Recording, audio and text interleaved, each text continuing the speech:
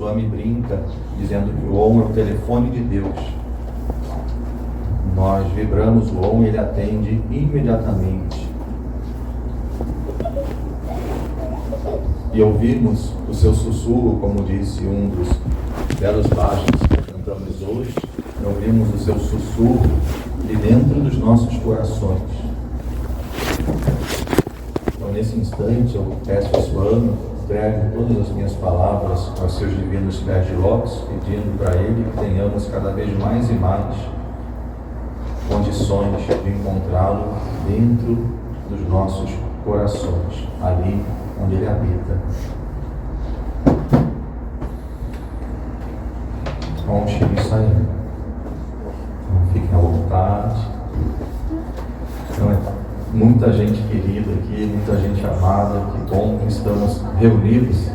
Para mim, pelo menos, depois de algum tempo, né? Tem muito tempo, assim, porque é do municipal, né? Que a gente não se encontra, então desde junho, Renê, de vez em quando tem a alegria de encontrar ali pela Paulo Gustavo, né? Gilberto, pertinho de casa, Mateus, eu não vejo há um bom tempo, à tarde. Então, que alegria, gente. E Swami iluminando o caminho, Swami iluminando a jornada. Eu gostaria de iniciar lembrando de um ensinamento védico, isso é, que vem dos Vedas, e que Swami explica num discurso onde ele diz que a existência humana tem 4 objetivos, são os Purusharthas, os 4 objetivos da existência humana. Os 4 objetivos são Artha, Kama, Dharma e Moksha. Artha quer dizer riqueza, mas riqueza no sentido de prosperidade, segurança, né? Que tenhamos o suficiente, né, para suprir todas as nossas necessidades básicas. Sabemos que o planeta oferece isso com folga para todos os 8 bilhões de seres humanos que habitam nele hoje. Então é o nosso objetivo básico, ter condições dignas, né, de moradia, de alimentação, de vestimenta, de educação e tudo que é pertinente, né, à sobrevivência básica, né, e o que é básico para a gente se movimentar. Que tenhamos com prosperidade, com abundância. Depois Kama, quer dizer a realização dos desejos. Não tem nada de errado em realizarmos os nossos desejos, que, né, com bom senso, de acordo com o Dharma, de maneira que não prejudique o outro, que não faça mal para a nossa saúde, e principalmente, né, que não esteja em desacordo com a sabedoria do nosso coração, com as leis universais. Aí o terceiro objetivo é Dharma, que podemos traduzir de muitas formas, mas aqui vamos ficar com retidão, agir corretamente, de forma ética, de forma honesta, mais uma vez, de acordo, com a consciência divina que habita nos nossos corações e a essência de tudo que existe. Nesse momento estabelecemos uma forma humana de viver com coerência. Eu naturalmente, praticando o Dharma, agindo corretamente, eu busco a minha segurança, realizo os meus desejos, mas aqui eu ainda não entrei na jornada espiritual. A jornada espiritual, ela inicia para mim quando eu me dou conta da possibilidade do 4º objetivo da vida humana, que é Moksha, que é a liberação da ilusão, que o Hermógenes brinca, falando que é a bendita desilusão. E tem gente que diz desilusão, vim num lugar que diz que o grande prêmio é a desilusão. Sim, o grande prêmio é a desilusão. Mas desilusão dói, desilusão não dói. Como não dói? Eu já me desiludi, doeu muito. O que dói não é a desilusão, o que dói é o apego a uma ilusão. Tinha alguma coisa que não era real, a qual você estava apegado. E quando passou, quando você se desiludiu, você está sofrendo não pela desilusão, mas pelo apego que você tinha, ilusão que naturalmente você não tomava por uma ilusão. Então Moksha é a liberação da ilusão, é a liberação do falso. Esse é o 4º objetivo da vida humana. Swami diz assim para a gente: existiam 2 casamentos muito felizes. O casamento de Kama com Moksha e de Artha com Dharma. O que isso significa? É o casamento da retidão com a segurança, com a riqueza, com a prosperidade. Todos conhecem aquela frase: quem protege o Dharma é protegido pelo Dharma. Então, se agirmos de forma dármica, vamos ter tudo o que necessitamos nessa existência como consequência. E o outro casamento é de kama com moksha, do desejo com a libertação. O nosso grande desejo, o nosso grande anseio deve ser a liberação espiritual. Mas ele diz que em algum momento, de forma equivocada, dentro da mente humana, Kama se apaixonou por Artha. O desejo se voltou totalmente, para a segurança relacionada a questões mundanas. Então o desejo se voltou, para uma noção equivocada de riqueza, de prosperidade. E Dharma e Moksha, a retidão e a liberação, ficaram sozinhos, ficaram esquecidos por nós. É interessante que isso é dito em todas as tradições espirituais. Talvez a tradição que tenhamos mais familiaridade é a cristã. Isso é maravilhoso, que Jesus é o mestre perfeito. E num dos discursos mais belos de toda a história espiritual que temos registrada, ele diz assim: buscai em primeiro lugar o reino de Deus e a sua justiça, e tudo mais vos será acrescentado. Vocês perceberam o que ele está sugerindo que a gente busque em primeiro lugar? O reino de Deus, ele diz, não vem com observâncias, não se pode dizer ele aqui, ele acolá. O reino de Deus está dentro de vós. Ele está sugerindo moksha. Se libera da ilusão, do externo, do lado de fora, do concreto, se volta para aquilo que é mais sutil, se volta para o real. E quando ele diz o reino de Deus e a sua justiça, justiça é outra palavra para Dharma. A gente pode traduzir Dharma como justiça divina. Buscar em primeiro lugar Dharma e Moksha, em primeiro lugar. Aí você vai ter toda a segurança e a real felicidade. Então é importante que tenhamos noção que estamos partindo desse ponto. Importante que tenhamos humildade, para, se for o caso, admitirmos isso. Aqui e agora, talvez não tenhamos firmeza o suficiente ainda na vivência do Dharma, e na busca, gratidão, Lívia, por moksha, pela liberação. E nos encontramos, de certa forma, com a nossa mente ainda gerando muitas tendências, muitos desejos, para o mundo, acreditando de forma bem equivocada que encontraremos paz permanente, felicidade permanente num mundo onde tudo é impermanente, inclusive esses corpos com os quais ainda nos identificamos. Então, contemplar a impermanência pode ser um bom passo para a gente abrir o coração para algo que seja real. E real é sinônimo de eterno, imutável, por isso é que é real, não termina e não muda, é o que é. E Swami diz que o ser verdadeiro, que na nossa cultura costumamos chamar de Deus, mas lembramos que Jesus diz para nós: vós sois deuses. E Swami brinca com a gente: descubra que você é Shiva, uma divindade, antes de se perceber como Shava, como um cadáver. Antes de passar essa oportunidade que estamos tendo através desse corpo, busquemos com todo afinco, com toda determinação, o despertar dessa consciência que é Satchidananda. Então, o ser verdadeiro, além de eterno e imutável, ele é sempre bem-aventurado. Ele é sempre bem-aventurado. É alegria pura, e uma alegria que independe do que está acontecendo do lado de fora. Então, nos damos conta da nossa vida nesse instante. De certa forma, ainda nos identificamos muito com esse corpo.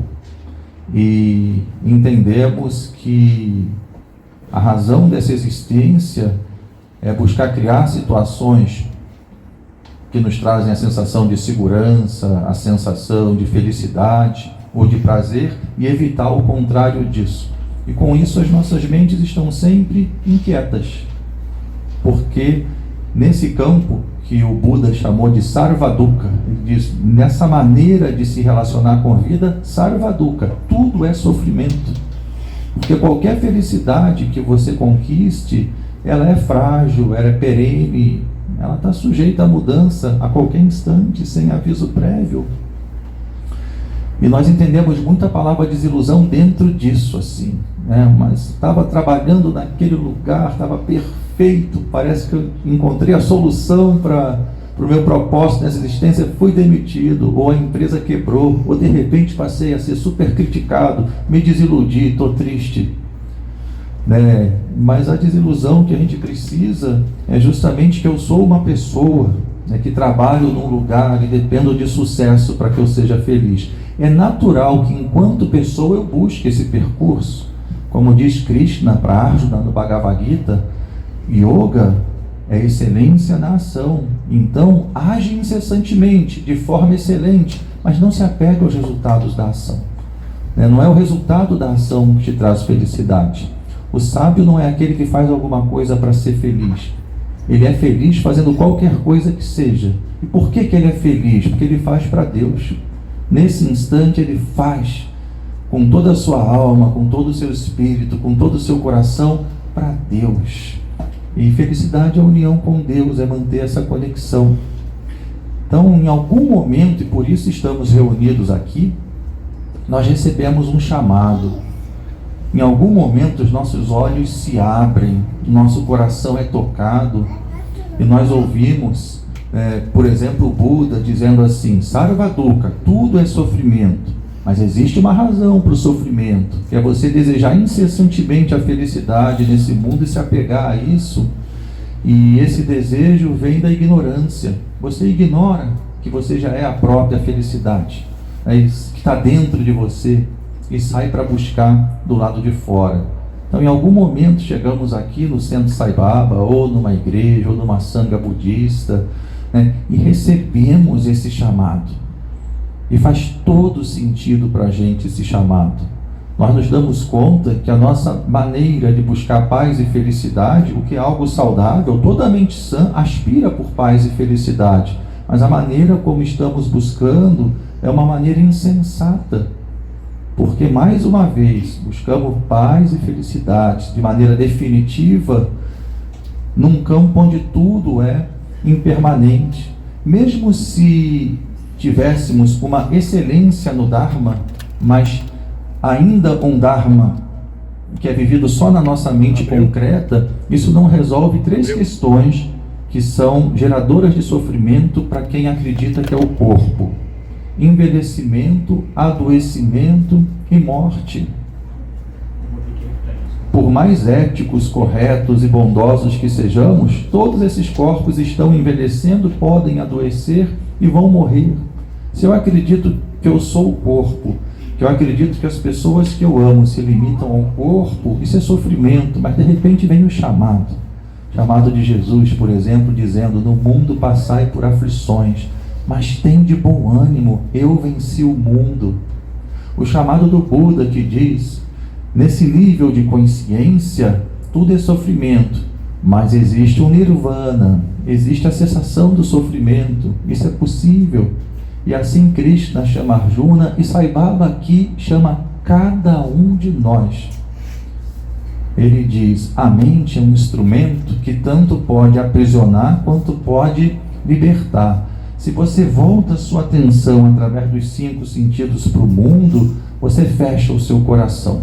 Ele diz: considera o seu coração um cadeado e a sua mente uma chave. Então, se você volta a sua mente exclusivamente para o mundo, a chave tranca o coração. Mas se você volta a mente para Deus, a chave abre o coração. E quando abre o coração, descobrimos que Deus está aqui dentro. Ele se revela de dentro para fora. O reino não vem com observâncias, não se pode dizer ir aqui, ir acolá. O reino de Deus está dentro de vós. Então ouvimos o chamado.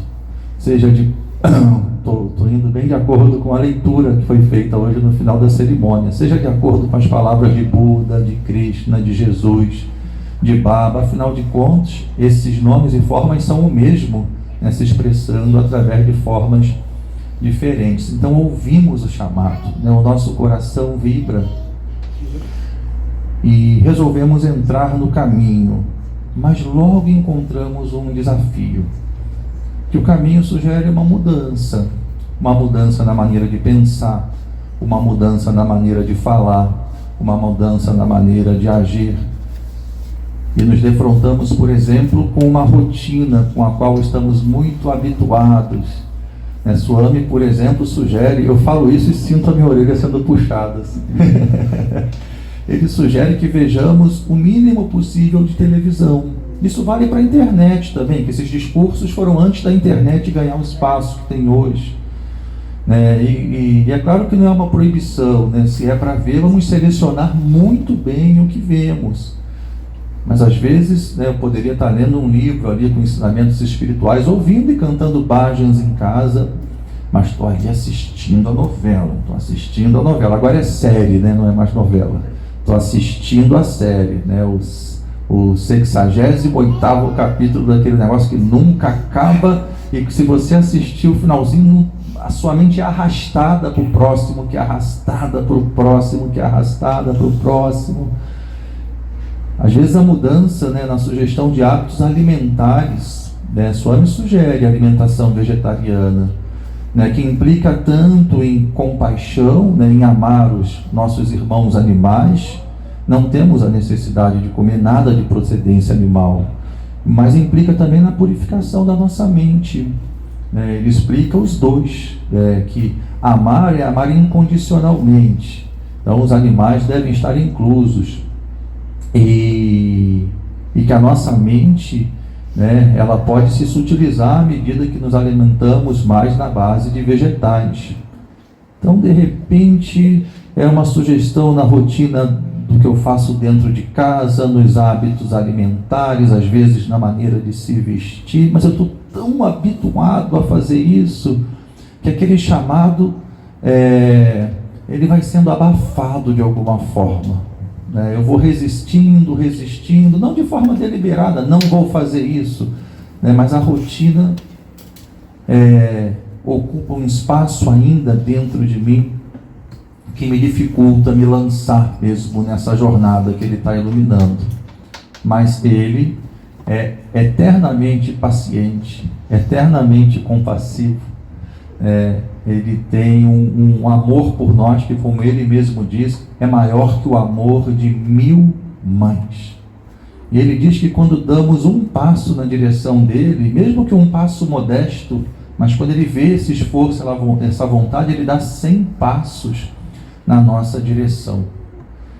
Então, em algum momento, esse chamado, que é um chamado para o desconhecido, seja o reino de Deus, seja o nirvana, o reino espiritual, é algo que a nossa mente concreta não tem acesso direto, não sabe bem o que é, e fica muito apegada ainda aos ganhos das ações mundanas, pequenos prazeres, pequenas felicidades. Swami diz assim para nós: eu tenho tanto para oferecer para vocês, mas vocês me pedem tão pouco, e esse tão pouco pode trazer uma estranheza para nós, mas Swami, eu te peço o tempo todo, eu te peço por tudo, mas tudo que o mundo pode oferecer. E isso é nada, tudo que o mundo pode oferecer é nada em relação àquilo que Deus veio realmente oferecer para a gente. Mas ele é tão compassivo que ele diz: dou agora o que vocês me pedem, para que em algum momento vocês realmente peçam para o que eu vim lhes dar. E ele surge para nós, seja na forma de Baba, Krishna, Buda, para muitas pessoas na organização, na forma de pessoas que não são nem mestres totalmente iluminados, lúcidos. Para muitos de nós aqui, o professor Hermógenes, por exemplo, ou o Moacir, pessoas que nos inspiram, pessoas que, quando eu olho para elas surgem para mim como um modelo. Meu Deus do céu, olha só como essa pessoa vive, essa pessoa é tão virtuosa, essa pessoa é tão feliz.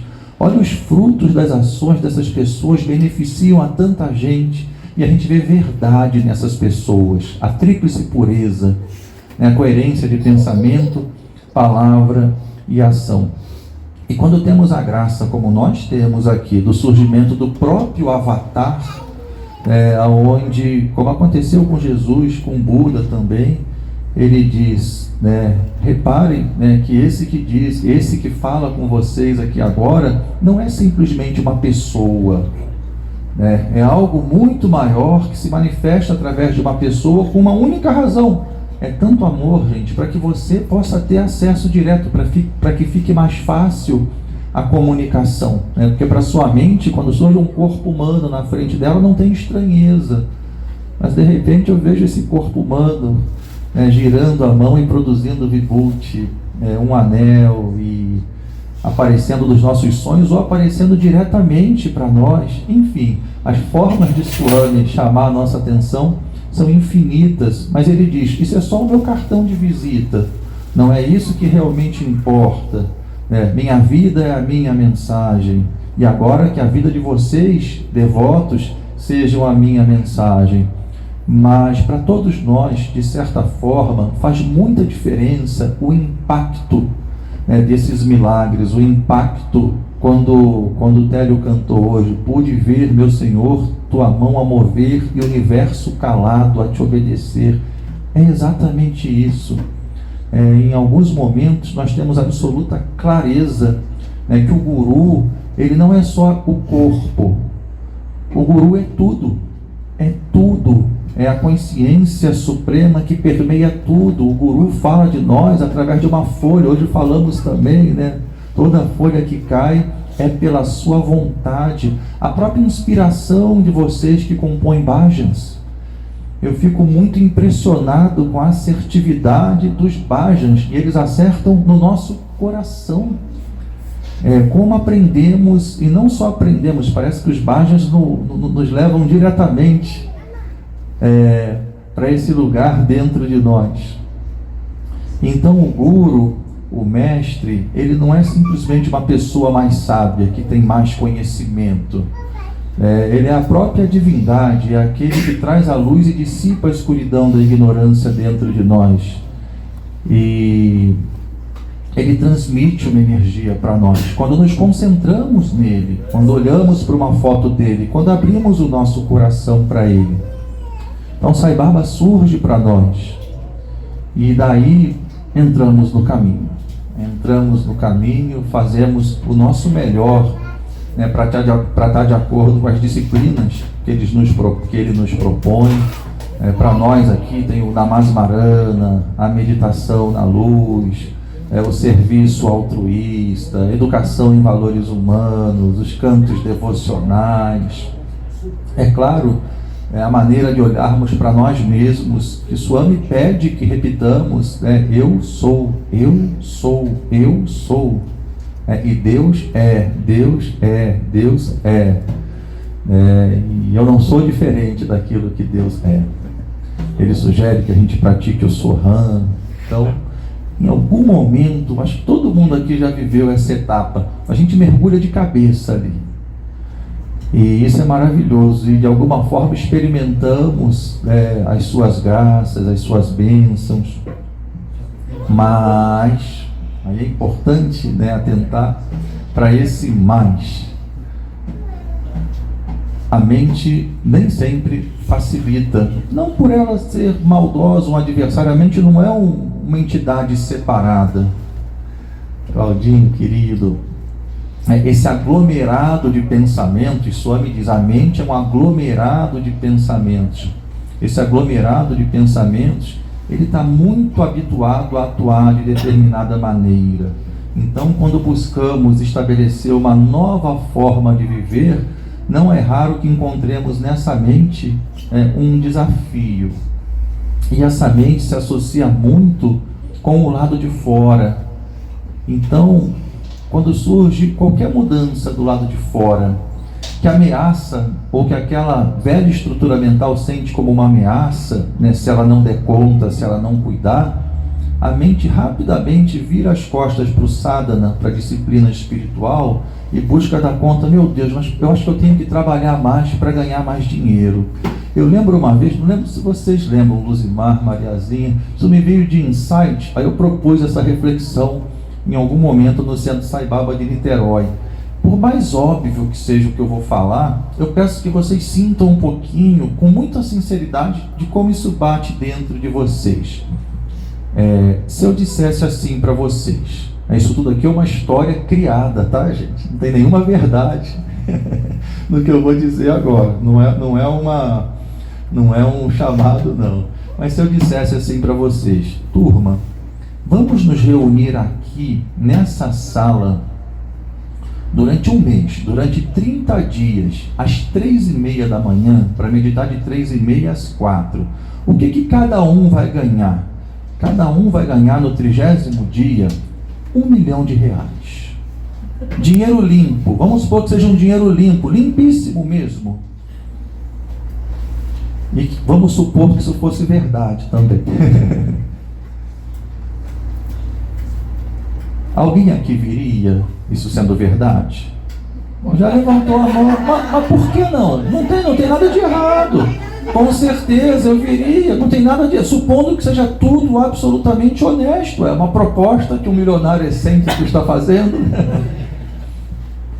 É bem provável que fizéssemos o esforço necessário para estar aqui toda madrugada, meditando por 1 hora, e completado o mês, tem R$1 milhão na conta. Agora, se a proposta fosse a mesma, vamos reunir aqui durante um mês para meditar de 3h30 às 4h30 da manhã. Mas o que a gente ganha com isso? O sadhana. A meditação, não estou falando nada do lado de fora. É Brahma Murta. Brahma Murta é o horário de Deus, é o horário de Brahma. A gente está fazendo o nosso esforço, a gente está buscando, realmente com afinco, abrir o coração para a realização do eu divino. O convite é por isso. Notem como... Será que eu vou? Será que não tem outras opções? É claro que essa história é um tanto quanto extrema, assim, desde o prêmio em dinheiro até mesmo uma rotina de um mês, chegando às 3h30 da manhã aqui, mas mostra, sabe o quê? Como a energia mental está predominando dentro de nós. E é importante a gente olhar para isso. Lembram de Jesus? Bem-aventurados os puros de coração, pois eles verão a Deus. Jesus diz, a meta do yoga união com Deus, é ver a Deus, é perceber-se como o próprio Deus. E o método é a purificação do coração. O grande prêmio é essa alegria que surge a partir do momento que o meu coração é puro e eu sei quem eu sou, eu sinto a presença de Deus permanentemente. Então tem um momento, quando a gente se engaja mesmo na prática espiritual, que vão acontecendo coisas do lado de fora, que vão tirando a minha mente do foco. Ai meu Deus do céu, acho que eu tenho que dar um gás no trabalho, não vai dar para meditar tanto.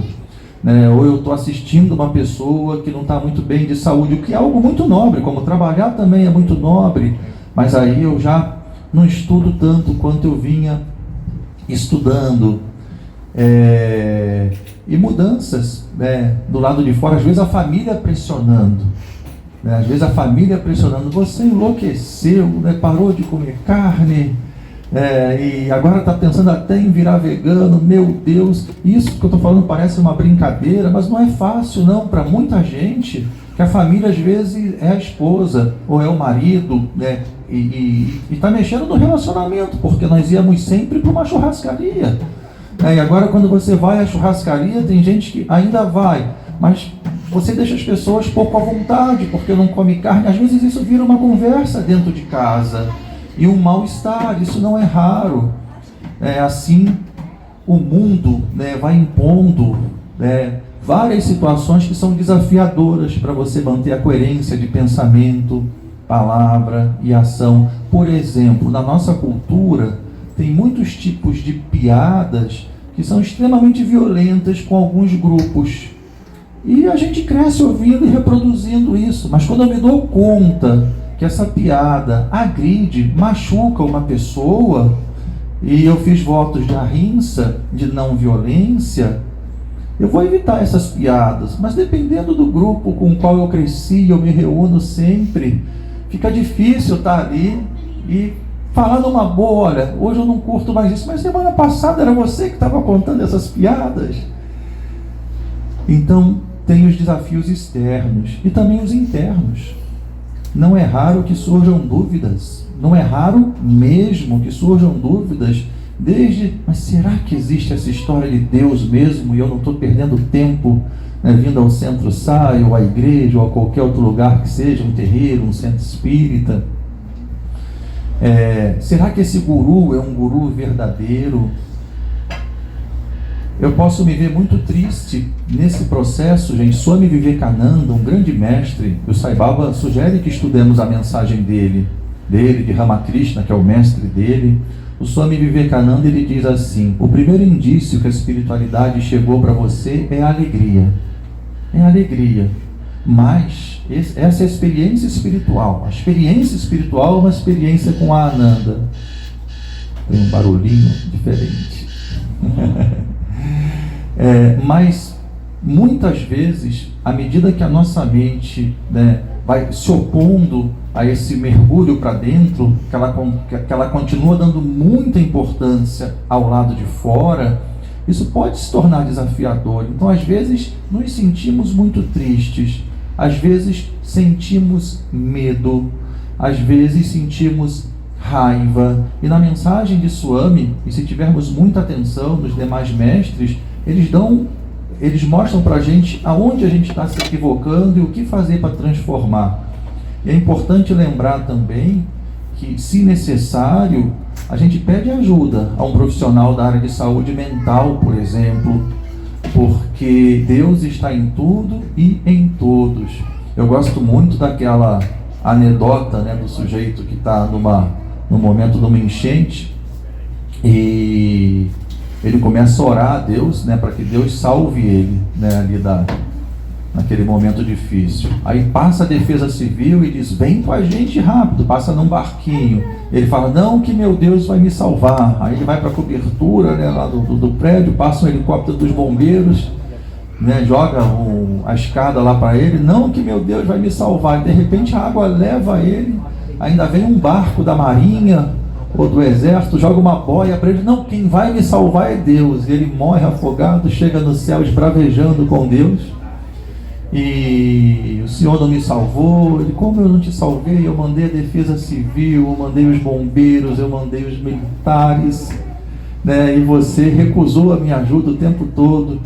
Eu estou falando isso porque não é raro, não é nada raro que nessa busca espiritual a nossa mente gere tantas dúvidas, a nossa mente entenda alguns ensinamentos de forma equivocada e crie expectativas irreais, né, que isso vira um sofrimento psíquico. E em algum momento o auxílio que a gente precisa é de Deus, mas através de um profissional de saúde. Isso não é raro. Uma coisa é o ensinamento, né? Aqui todos sabemos muitos ensinamentos em comum de Sai Baba, mas nós temos que ter uma sensibilidade. Uma coisa é o que ele diz, mas o que ele diz não é o mesmo nas nossas mentes. As nossas mentes vão interpretar o que ele diz de forma diferente. E então nós temos que ter muita oração, voltar muita atenção, né, para ele, para que ele esclareça o ensinamento dentro de nós. E aqui eu já trago, né, a solução, e é uma solução mesmo, e é uma solução infalível, para quando nós sentimos, né, que a nossa jornada, a nossa caminhada, né, ela parece que está muito cansativa. Às vezes eu penso em desistir, né, porque parece que o mundo é muito hostil ao praticante espiritual e que dentro de mim tem muita turbulência, mas o nosso refúgio é ele, o nosso refúgio é o próprio Guru. Se a gente mantém uma conexão mental com ele, essa conexão em algum momento vira de coração para coração, ele vem nos salvar, seja em que situação for, seja onde for, e ele surge com toda a sua majestade, porque ele é onipotente, e ele surge mesmo. Então, nessa hora a gente colhe o resultado do sadhana que a gente vinha fazendo. Eu dei um passo na direção dele, ele dá 100 passos na minha direção, mas muitas vezes eu só vejo esse passo nesse momento difícil, nesse momento de escuridão, quando ele surge como luz. Então Swami diz da importância, de depositarmos toda a fé no Guru. E para isso, vocês sabem o que faz toda a diferença? O encontro da Sangha. não abrirmos mão de nos reunir em grupo, em comunidade. No budismo existem 3 joias, é um ensinamento conhecido do budismo, as 3 joias: o Buda, o Dharma e a Sangha. O Buda é a própria iluminação, o Dharma, os ensinamentos que levam à iluminação, e a Sangha, o grupo de praticantes que se reúne para estudar o Dharma, para abrir o coração para a revelação do Buda. E é bem importante que aproveitemos ao máximo um espaço sagrado aqui como esse, e graças a Deus muitos outros, atendendo às necessidades de mentes diferentes, de culturas diferentes. Mas Swami, como guru, ele disse que ele pode ser visto como um dedo apontando, mas um dedo apontando para dentro de nós.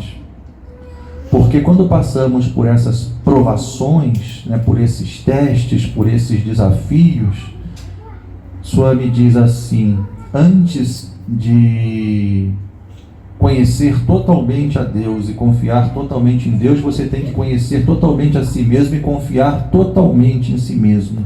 Ele diz que a autoconfiança é o caminho para Deus.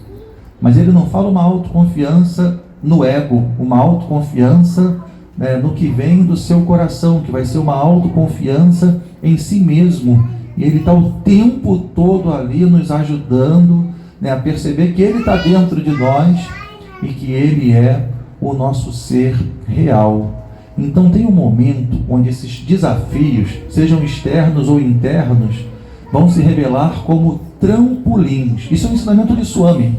O que vocês chamam de problemas, em algum momento vai ser visto como um trampolim que vai te ajudar a ir muito além do nível de consciência com o qual você estava identificado, que era o gerador do problema. Einstein, ele dizia assim: um problema não pode ser resolvido no mesmo nível que ele foi criado. Para você realmente resolver um problema, você tem que subir um degrau. Aí dali você sabe o que aconteceu. Então, para que a gente consiga ir iluminando essa mente, é muito importante que consigamos estar cada vez mais acima dessa mente. Upeksha quer dizer ver de cima, ver de cima. E a gente aprende isso meditando, a gente aprende isso cantando, a gente aprende isso entregando a nossa vida a Swami. Então, alguns exemplos que quando as coisas apertam, o Guru revela, e isso pode facilitar muito. Não é raro que na nossa oração nós peçamos assim para ele: termina logo com essa situação, faz isso passar logo, acaba logo com isso. Às vezes dura anos esse pedido. Será que não seria interessante perguntar para ele assim: o que eu tenho para aprender com essa situação que eu estou vivendo, que eu não aprendi ainda? Ô Swami, transforma essa situação. Não seria mais interessante perguntar: Swami, o que eu tenho para transformar dentro de mim enquanto essa situação do lado de fora durar? Ou eu só vou encontrar paz depois que isso aqui acabar? Swami, como eu faço para encontrar paz enquanto essa situação permanecer? É uma mudança de perspectiva. É uma mudança de perspectiva, porque o que causa sofrimento é essa nossa forma de se relacionar com Deus, aonde eu digo para Deus o que Ele tem que fazer. Eu orando, se eu tenho ínfima humildade, eu pergunto a Deus o que eu tenho que fazer de acordo com a vontade dEle. Mas não é raro que a nossa mente pregue uma peça e a nossa oração seja: Swami, eu quero isso naquele momento, naquela hora, daquele jeito. Isso eu não estou gostando, faz passar logo. Então, quando a gente ajusta a nossa forma de orar com a vontade daquele para o qual a gente ora, a gente começa a experimentar o que ele promete que a gente vai experimentar, que é a verdadeira paz, a verdadeira felicidade, a verdadeira saúde, uma convivência fraterna. A recompensa, a maior recompensa que a gente tem no sadhana é experienciar aqui e agora em tudo, e tudo inclui dentro de nós, a onipresença divina. A onipresença divina. Quando a gente vê vidas de grandes mestres, como Jesus, por exemplo, Sócrates, ou de grandes seres que também são mestres, né, num nível chegando lá, como Mahatma Gandhi, Luther King.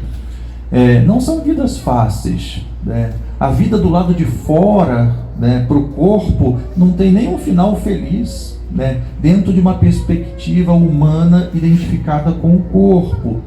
Mas sobre Sócrates, por exemplo, eu não sei se vocês sabem disso. Eu estava com Juliana na Índia, acho que em 2009, talvez em 2011, que foram 2 oportunidades que estivemos juntos lá. E dentro de um dos museus de Swami tem uma sessão sobre filosofia, a Grécia clássica. Aí ele vai falar de Sócrates, Platão, Aristóteles, Alexandre o Grande. Swami comenta sobre todas essas pessoas. E ele fala uma coisa forte sobre Sócrates. Ele diz: Sócrates foi o mesmo que eu sou. Isso está no discurso dele dentro do museu. Então, eu passei a olhar com outros olhos para Sócrates, que eu já tinha profunda admiração, né, por esse filósofo. Sócrates foi o mesmo que eu sou, só que num outro tempo, né, mais ou menos 2.600 anos ou 2.500 anos antes, né, de Swami, aqui, antes desse tempo. E a maior alegria, né, Swami diz que a verdadeira alegria, a única alegria real, é essa união com Deus. Mas a nossa mente não consegue ver isso. Mas quando acreditamos, nos dedicamos, nos entregamos, isso se revela para nós através do nosso coração. Aí a nossa mente, ela é iluminada. Esse discernimento, esse começar a sentir o real e perceber que o que os sentidos percebem é real, nos leva a um saudável senso de desapego. Lembrando que desapego, que Swami diz que é essencial, né, para o praticante espiritual, não tem a ver não se importar, não cuidar, não zelar, não se envolver. Quer dizer, sem apego, não se apegar, não tentar segurar, não tomar como real. Estamos fluindo através disso aqui, mas nós não pertencemos, né, a isso aqui. É isso aqui que pertence a nós, só que esse nós é aquilo que eu sou. E isto que pertence a nós está sempre fluindo, está sempre se transformando. Para os olhos de Deus está tudo perfeito. Esse Deus que diz para nós: seja perfeito como é perfeito o Pai Celestial. Ele diz através de Jesus. Só que aí a nossa mente, identificada com o corpo, isso é, nesse momento, arrancar o falso eu, acha que é ele que tem que ser perfeito. O eu, Carlos Henrique, tem que ser perfeito. Quando o Carlos Henrique não tem realidade em si mesmo. Carlos Henrique é o nome que esse corpo recebeu, é a memória do que esse corpo passou, e a partir daí os sonhos desse corpo. Seja perfeito como é perfeito o Pai Celestial, o Pai Celestial que é o que você verdadeiramente é. Então se desidentifique desse corpo físico, perceba-se como Atma, perceba-se como Atma.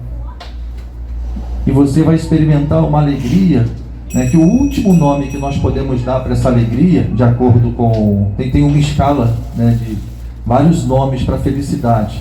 A mais baixa é a que a maioria está presa, Manas Ananda, a alegria que vem da mente sensória. Mas Swami diz que podemos chegar em Brahmananda, a alegria divina. Aí nessa escala, cada alegria é 1 milhão de vezes maior do que a outra. E Brahmananda é a maior alegria, assim, antes de se fundir totalmente. A gente não sente uma alegria tremenda cantando bhajans, assim? Às vezes nós chegamos aqui para baixo, desanimados, e o bhajan vai transformando, vai levando a gente nessa direção. E lembra de Jesus, né? Busque em primeiro lugar o reino dos céus e a sua justiça, né, moksha e dharma, e tudo mais vem em acréscimo. Tudo que for necessidade para esse corpo, nessa existência, vem em acréscimo se você está de acordo com essa consciência divina. E finalmente, em algum momento, nos estabelecemos na prática do dharma, na busca por moksha, e conseguimos, e isso é maravilhoso, esse retorno para estar dentro de casa, em perfeita harmonia com a família, mesmo com quem tem hábitos diferentes, no local que eu trabalho, na reunião com os amigos. Mais uma vez, desapego não tem relação com virar as costas e sair andando. O desapego é muito mais interno do que externo. É claro, tem alguns lugares e talvez algumas companhias que a gente entende que não convém mais porque são muito tóxicos. Mas de maneira geral, é perfeitamente possível e até mesmo desejável seguirmos convivendo, né, com as pessoas com as quais crescemos, trabalhamos, nossos parentes, né, vivemos. Swami diz, a minha ideia não é implantar a cultura indiana nos outros países, mas os preceitos do Sanatana Dharma, da eterna lei. Então vivemos bem de acordo com a nossa cultura. Então eu fiz essa explanação da jornada e é importante que nós nos perguntemos assim, em que ponto eu estou agora? Lembrando que isso não é um caminho assim retinho, é muito mais circular. Nós podemos nos ver em vários pontos do que foi dito aqui, lembrando, né, que o objetivo é moksha, é a verdadeira alegria, é ver Deus face a face, é conhecer a si mesmo. E o mundo chama o tempo todo, surgem obstáculos internos, então tem hora que eu estou praticando mais, tem hora que eu estou praticando menos. Mas o fundamental de toda essa fala é lembrar de se manter em sanga, encontre uma forma para isso. Se não dá para frequentar o centro, faz uma reunião dentro de casa. Se mantém em sanga e não perde atenção no Guru. Ele nunca desiste de nós. Isso é absolutamente impossível de acordo com a própria natureza dele. Mas a nossa mente muitas vezes nos convence que tem outras coisas mais interessantes ou prioridades. Então que possamos nos manter em sanga, buscando sempre o Guru. Om Shri Sai Ram.